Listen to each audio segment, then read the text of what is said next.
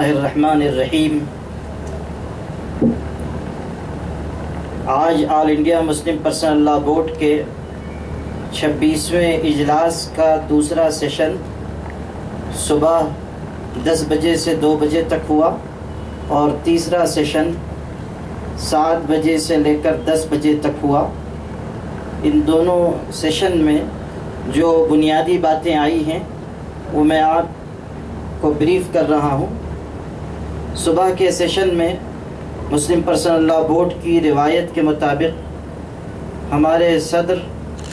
جناب مولانا رابع حسنی ندوی صاحب دامت برکاتہم کا صدارتی خطبہ پیش کیا گیا اور اس میں جناب صدر نے اس بات کی وضاحت کی کہ All India Muslim Personal Law Board Babri Masjid کے سلسلے میں اپنے اسٹینڈ پر قائم ہے۔ ملک کے موجودہ حالات کی روشنی میں مسلم پرسنل لاء بورڈ اس بات کا اعلان کرتا ہے کہ مسلمانان ہند دین و شریعت پر قائم ہیں اور اسی کے مطابق زندگی گزارنا اپنے لیے فرض سمجھتے ہیں۔ جنرل سیکریٹری صاحب کی تفصیلی رپورٹ بھی پیش ہوئی جس میں مسلم پرسنل لاء بورڈ کے مختلف شعبوں کی کارکردگی اور اس کی تفصیل ذکر کی گئی ہے، جس میں اصلاح معاشرہ یعنی سماج سدھار کمیٹی، تفہیم شریعت کمیٹی، دارالقضاء کمیٹی، سوشل میڈیا کے سلسلے میں بنائی جانے والی کمیٹی، قانونی کمیٹی، ان ساری کمیٹیوں کی رپورٹ پیش کی گئی مختصر انداز میں، اور اس کے بعد مختلف ممبرز نے اس پر اپنی رائے کا اظہار کیا اور جو سجیشن ان کے ذہن میں تھے وہ انہوں نے پیش کیے۔ اس کے ساتھ ابھی جو دوسرا سیشن ہوا 7 بجے سے لے کر 10 بجے تک جو ابھی ختم ہوا ہے، اس میں یہ بات طے کی گئی ہے کہ سماج سدھار کے سلسلے میں جو کام مسلم پرسنل لاء بورڈ کر رہا ہے اس میں اور بہتری لائی جائے، اور خاص طریقے پر شادی شدہ لوگ جو زندگی گزار رہے ہیں اور اس میں کچھ کمی ہو جاتی ہے، ایسے لوگوں کی کمیوں کو دور کرنے کے لیے مختلف علاقوں میں ورکشاپ رکھے جائیں، ان کو تربیت دی جائے، اچھی زندگی گزارنے کے راستے اور راہیں سمجھائی جائیں۔ اس کے علاوہ All India Muslim Personal Law Board جو مقدمات کورٹ میں لڑ رہا ہے اس کی تفصیل ذکر کی گئی اور اس کے سلسلے میں جائزہ لیا گیا۔ گزشتہ سال کا بجٹ بھی پیش ہوا، جو سال گزر چکا ہے اس کا، اور آئندہ سال کے لیے بجٹ پیش کر کے اس کو منظوری دی گئی۔ 2-3 بنیادی باتیں میں آپ سے عرض کرنا چاہتا ہوں۔ پہلی بات تو یہ ہے کہ طلاق ثلاثہ کے سلسلے میں صدر محترم اور جنرل سیکریٹری دونوں کے خطبوں اور رپورٹ میں یہ بات آئی ہے کہ یہ طلاق ثلاثہ کا بل جو پارلیمنٹ سے منظور کروا لیا گیا اور راجیہ سبھا میں ابھی لٹکا ہوا ہے، یہ بل مسلمانان ہند کے لیے قابل قبول نہیں ہے، یہ آئین ہند کے خلاف ہے، اور جو ہمیں آزادی دی گئی ہے دستور ہند میں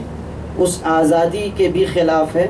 اسی طرح بابری مسجد کے سلسلے میں ہم نے اپنے اسٹینڈ کو پھر سے واضح کیا ہے کہ بابری مسجد ہے اور قیامت تک مسجد رہے گی۔ اس سلسلے میں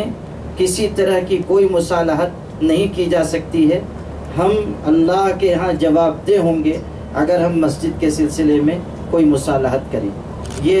مختصر بریفنگ تھی جو میں نے عرض کی ہے، اسی کو ہمارے جناب اسد الدین اویسی صاحب انگریزی میں بھی آپ سے کہہ دیں گے انشاءاللہ۔ I'll try to be as precise as and then forward you the real gist of what the Secretary of All India Muslim Personnel Law Board, Maulana Umrain, has just said. In today's morning session, the presidential address was given by the President of All India Muslim Personnel Law Board, Hazrat Maulana Rabia Hasni Nadwi, and then it was also followed by the address by General Secretary Hazrat Maulana Wali Rahmani Sahib. and both of them in their addresses have said that the triple talaq bill, which is now pending in Rajya Sabha,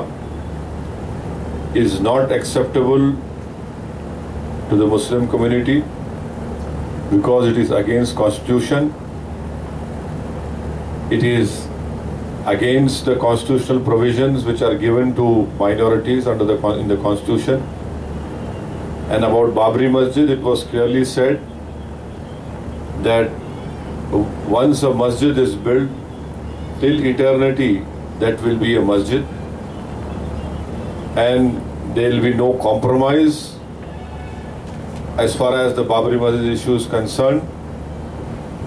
and people who compromise on a masjid issue will be answerable to the Almighty Allah subhanahu wa ta'ala. And also during the course of the day in the evening session, various subcommittees report was tabled. The Finance Committee and the other Legal Cases Committee, which was discussed, threadbare by all the members and the special invitees. And this is what I have to say to you. And I would request you that tomorrow, once the session is over, we will release the Hyderabad declaration, and I hope that you will join us tomorrow. What time